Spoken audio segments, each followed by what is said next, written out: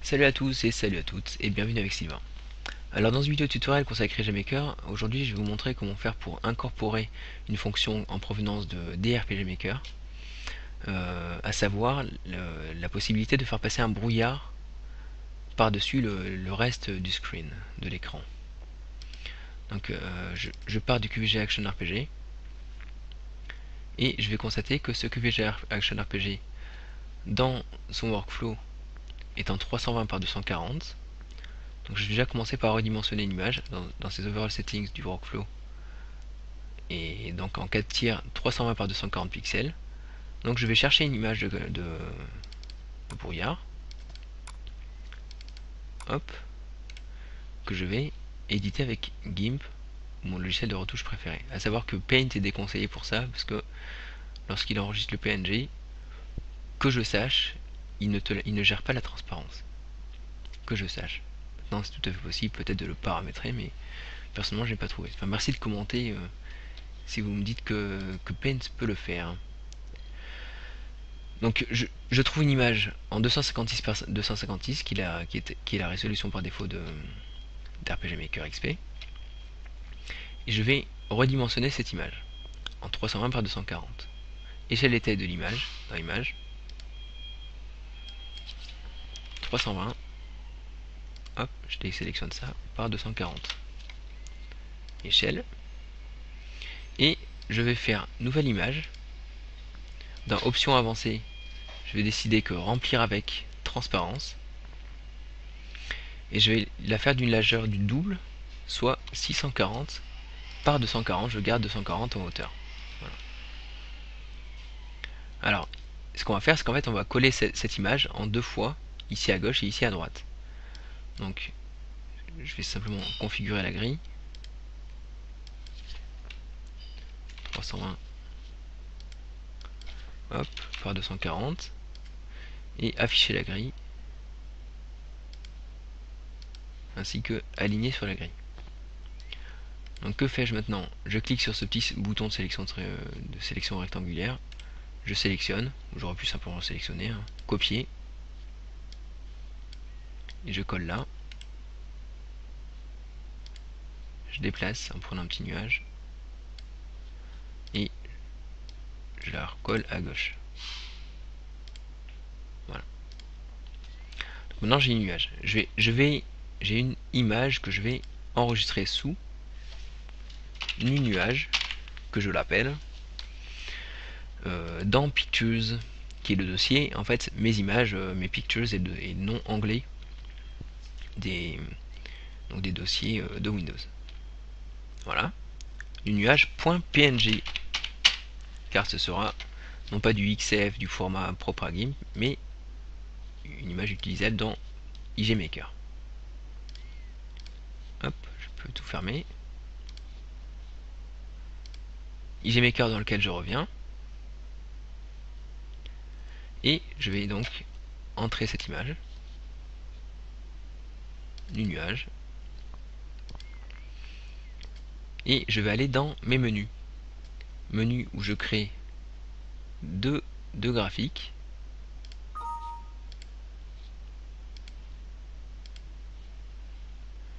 Le premier graphique qui sera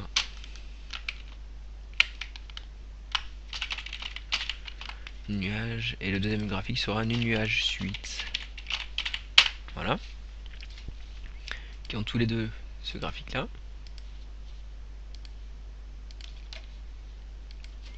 Alors le premier, comme vous pouvez le constater, est large. Je vais copier et coller son donc InStatu Frame List afin que la première mette 60 secondes à arriver à la deuxième, et la deuxième mette 0 secondes pour revenir à la première. Donc 1 minute entre les deux. De la première à la deuxième, on va faire du linéaire, c'est-à-dire que celle-ci va aller vers celle-là progressivement, et celle-là, on va dézoomer un peu, hop, va aller vers la gauche de moins 100%. C'est des pourcentages. Donc moins 100% de sa taille originale. En infinite looping. Ce qui veut dire que de celle-ci à celle-là, il va se passer 60 secondes pour qu'elle parcourt toute cette distance progressivement, sans qu'on ait à rentrer toutes les frames par seconde en plus sur la durée des 60 secondes. Voilà. C'est à ça que sert linéaire. C'est donc voilà, peut-être l'ai-je déjà expliqué dans un précédent tutoriel. Le nuage suite par contre lui va être aussi en infinite looping. Par contre ici oui, split graphique vertical va être splitté par deux. On aura juste besoin de cette portion d'image. Je reviens dans Perform Settings, je copie son inset frame list, il en a 3.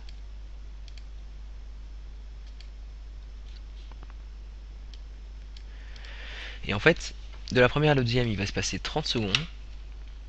De la deuxième à la troisième, il va se passer aussi 30 secondes. Et la troisième va durer 0, tout comme la première. Donc, comme vous constatez, il se passe 1 minute là aussi. De la première à la deuxième, il n'y a aucun changement. C'est toujours twinning no one, il ne se passe rien. Par contre, de la deuxième à la troisième, ça va être du linéaire. Et comme vous pouvez peut-être vous en douter, la troisième va avoir du moins 100 en offset X, du moins 100%. Il ne me reste plus qu'à régler un petit peu la luminance en 200 parce que j'aime pas trop les nuages noirs comme ça. Et les nuages graphiques. Alors peut-être que j'en ai oublié un. Voilà. Je vérifie bien, donc je répète que du premier au deuxième il se passe 60 secondes en linéaire, que le deuxième dure rien, que c'est en infinite looping, et qu'une nuage suite, du premier au deuxième il se passe 30 secondes en one, du deuxième au troisième il se passe 30 secondes en linéaire, et le troisième dure rien du tout. Et toujours en infinite looping. Et maintenant, je les dépose. Je dépose le premier pour qu'il englobe toute la partie et dépasse sur la droite. Et le deuxième, je le dépose là.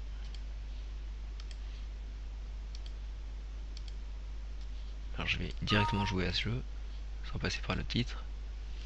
Et c'est parti. Oh là! Alors où est ma manette de Xbox 360? Elle est là.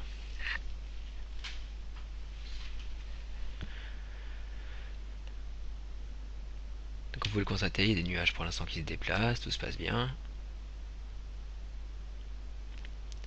Et puisqu'on a 1 minute à attendre, j'avais une petite remarque à faire qui est effectivement que sur mon Windows 7 fraîchement installé, donc Windows 7 64 bits, je constate que le multitask, soit l'utilisation d'internet ou d'IGMaker même, pendant un phénomène de conversion vidéo, vers du point AVI par exemple, est beaucoup plus rapide que sur du 32 bits. À savoir que j'ai un processeur 64 en fait. Donc finalement 64 bits présente quelques avantages. Donc ce que je constate dans le domaine du multitâche. Bien que ce ne soit pas un multicore d'ailleurs. Et deuxième petite remarque, IGMaker utilise la librairie graphique DirectX. Je ne sais pas si vous le saviez, mais en fait il utilise DirectX 9 en fait, et le DirectX SDK, le studio de développement Kit.